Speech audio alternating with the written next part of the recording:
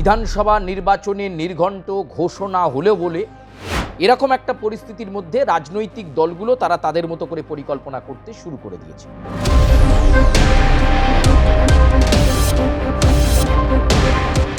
তরুণ তুর্কি নেতাদেরকে সামনে রেখে সিপিএম প্ল্যান সাজাচ্ছে।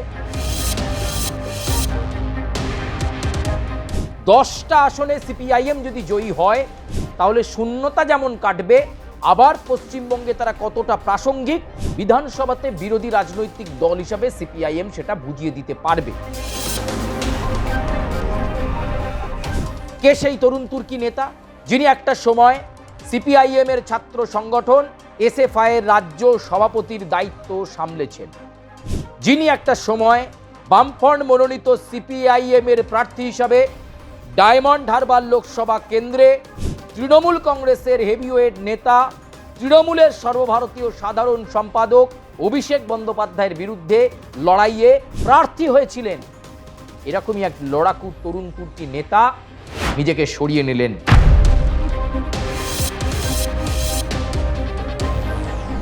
নমস্কার, আমি সুচারু আর আজকের প্রতিবেদনে আপনাদেরকে স্বাগত জানাই। আপনারা আমাদের এই প্রতিবেদন থেকে বিভিন্ন সময় বিভিন্ন রকম খবর পেয়েছেন। আজকে আবার একটি রাজনৈতিক প্রতিবেদন আপনাদের সামনে রাখব। দেখুন, রাজনীতি মানে একটা বহমান স্রোত, তাই রাজনীতিতে চিরশত্রু চিরমিত্র বলে কিছু হয় না। এবং এমন একটা প্রেক্ষাপট, পশ্চিমবঙ্গে বিধানসভা নির্বাচনে নির্ঘণ্ট ঘোষণা হলেও বলে এরকম একটা পরিস্থিতির মধ্যে রাজনৈতিক দলগুলো তারা তাদের মতো করে পরিকল্পনা করতে শুরু করে দিয়েছে। একদিকে রাজ্যের শাসক দল তৃণমূল কংগ্রেস, তারা তাদের মতো করে পরিকল্পনা বাস্তবায়নের পথে তারা একটু একটু করে ভাবছে এবং এগোচ্ছে কিভাবে তারা তাদের সাফল্য তুলে আনবে। অন্যদিকে বিরোধী রাজনৈতিক দল হিসাবে ভারতীয় জনতা পার্টি প্রস্তুতি নিচ্ছে সিপিআইএম, প্রস্তুতি নিচ্ছে কংগ্রেস, প্রস্তুতি নিচ্ছে আইএসএফ, প্রস্তুতি নিচ্ছে রাজ্য বামফ্রন্টের বিভিন্ন দলগুলো এবং পশ্চিমবঙ্গের রেজিস্টার পলিটিক্যাল পার্টি তারা তাদের মতো করে প্রস্তুতি নিচ্ছে। কিন্তু এই নির্বাচনে কোথায় কে জোটবদ্ধ হচ্ছে, কার সাথে কার জোট হলো না, কে কোথায় একা লড়ছে, কে কোন রাজনৈতিক দল ছেড়ে কোন দলে চলে গেলে, এইগুলো কিন্তু একটা জল্পনার কেন্দ্রবিন্দুতে থাকে। আজকে যে খবরটি আপনাদের কাছে দেব সেই খবরটাও কিন্তু সেই রকমই একটা সমীকরণের জন্ম দিতে যাচ্ছে বলা যায়। আমরা জানি যে এবার সিপিআইএম 2026-এর বিধানসভা নির্বাচনে রক্তক্ষরণ কাটাতে, শূন্যতা কাটাতে একটা ঐক্যবদ্ধ শক্তি নিয়ে ঝাঁপিয়ে পড়ার কথা ভাবছে। তরুণ তুর্কি নেতাদেরকে সামনে রেখে সিপিএম প্ল্যান সাজাচ্ছে। এই যেমন ধরুন সৃজন ভট্টাচার্য, যেমন ধরুন শতরূপ ঘোষ, যেমন ধরুন মীনাক্ষী মুখোপাধ্যায়, এই ধরনের মুখকে সামনে রেখে সিপিআইএম 2026-এর বিধানসভা নির্বাচনে লড়াইয়ের কথা যখন ভাবছে, যখন তারা মনে করছে যে অন্তত 10টা আসনে সিপিআইএম যদি জয়ী হয় তাহলে শূন্যতা যেমন কাটবে, আবার পশ্চিমবঙ্গে তারা কতটা প্রাসঙ্গিক বিধানসভাতে বিরোধী রাজনৈতিক দল হিসাবে সিপিআইএম সেটা বুঝিয়ে দিতে পারবে। এইরকম যখন একটা ঐক্যবদ্ধ পরিস্থিতি চলছে, ঠিক সেই সময় পার্টির কাছ থেকে অব্যাহতি নিয়ে রাজ্য কমিটি থেকে পদত্যাগ করে পার্টির কাছ থেকে নিজেকে সরিয়ে নিলেন এক তরুণ তুর্কি নেতা। কে সেই তরুণ তুর্কি নেতা যিনি একটা সময় সিপিআইএম এর ছাত্র সংগঠন এসএফআই এর রাজ্য সভাপতির দায়িত্ব সামলেছেন, যিনি একটা সময় বামফ্রন্ট মনোনীত সিপিআইএম এর প্রার্থী হিসাবে ডায়মন্ড হারবার লোকসভা কেন্দ্রে তৃণমূল কংগ্রেসের হেভিওয়েট নেতা, তৃণমূলের সর্বভারতীয় সাধারণ সম্পাদক অভিষেক বন্দ্যোপাধ্যায়ের বিরুদ্ধে লড়াইয়ে প্রার্থী হয়েছিলেন। এরকমই এক লড়াকু তরুণ তুর্কি নেতা নিজেকে সরিয়ে নিলেন এবং তার পদত্যাগ পত্র পাঠিয়ে দিলেন সিপিআইএম এর রাজ্য সম্পাদক মোহাম্মদ সেলিমের কাছে। পার্টির কিছু কাজ, পার্টির কিছু সিদ্ধান্তের সঙ্গে তিনি একমত হতে পারছেন না, মানসিক দ্বন্দ্বের মধ্যে রয়েছেন, তাই তিনি শ্রেয় মনে করেছেন পার্টি থেকে দূরে সরে যাওয়া, তাই তিনি পদত্যাগপত্র পাঠিয়ে দিলেন। তিনি আর কেউ নন, তিনি প্রতিকুর রহমান।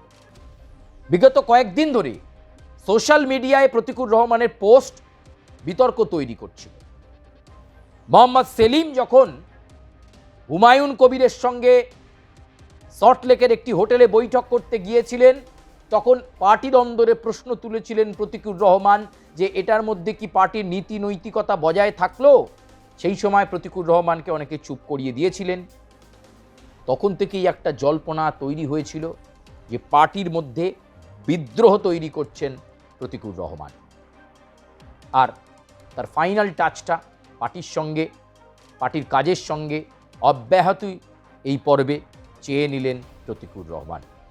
তার মতো এসএফআইয়ের একজন দুধে নেতা, ভালো বক্তা এবং সংখ্যালঘু সম্প্রদায় থেকে উঠে আসা প্রতিকুর, যে ডায়মন্ড হারবারে হেরে গেলেও লড়াই করার মতো মনোভাব, প্রকৃত কমরেডের মতো মনোভাব দেখিয়েছিল, সেই প্রতিকুর রহমান সিপিআইএমের রাজ্য কমিটি থেকে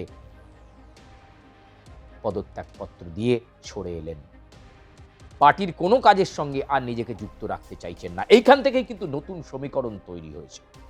তাহলে কি রাজনীতি থেকে চিরতরে সরে গেলেন প্রতিকুর রহমান, নাকি তার কাছে বড় কোনো অফার রয়েছে? 2026-এর বিধানসভা নির্বাচনের মুখে তিনি এই অব্যাহতি চাইছেন, এই রাজ্য কমিটির পদ থেকে সরে দাঁড়াচ্ছেন? তাহলে কি তৃণমূল কংগ্রেসে যোগদান করতে চলেছেন? যদিও প্রতিকুর রহমান এসব নিয়ে কোনো কিছু নিজে মন্তব্য করতে চান না, কিন্তু সূত্র, জল্পনা একাধিক প্রশ্নের সম্মুখীন রাখছেন। অনেকে বলছেন মোহাম্মদ সেলিমের কারণে দলের মধ্যে অনেক নেতাই বিক্ষুব্ধ। অনেকে বলতে পারেন না, প্রতিকুর সেটা প্রতিবাদ দেখিয়ে বেরিয়ে যাচ্ছেন। তাহলে কি প্রতিকুর রহমান তৃণমূল কংগ্রেসে প্রার্থীও হতে পারেন? এই জল্পনাগুলো এই মুহূর্তে ঘোরাফেরা করছে ওই পার্টির অলিন্দেও এবং একই সঙ্গে সিপিআইএমের বাইরেও, যে এরপর প্রতিকুর কি করবেন। একটা প্রমিসিং, একটা দুর্দান্ত তরুণ তুর্কি মুখ, তিনি নির্বাচনে হাত গুটিয়ে বসে থাকবেন সেটা তো হয় না। তাহলে কি কোনোভাবে তৃণমূল কংগ্রেসে যোগদান করতে চলেছেন প্রতিকুর রহমান? সেই জল্পনা তিনি নিজেই জিয়ে রাখলেন, যদিও তাকে কোনোভাবেই ধরা যাচ্ছে না, প্রতিক্রিয়া করা যাচ্ছে না, তিনি কি করতে চলেছেন স্পষ্ট নয়। কিন্তু তিনি সিপিএমের রাজ্য কমিটি থেকে অব্যাহতি নিয়েছেন, তিনি পার্টির সমস্ত কাজ থেকে নিজেকে সরিয়ে নিয়েছেন এবং তিনি কোনোভাবেই পার্টির সঙ্গে একমত হতে পারছেন না, পার্টির কাজ সিদ্ধান্তের সঙ্গে একমত হতে পারছেন না, মানসিক দ্বন্দ্বে ভুগছেন, তাই নিজেকে তিনি দূরে সরিয়ে নিলেন।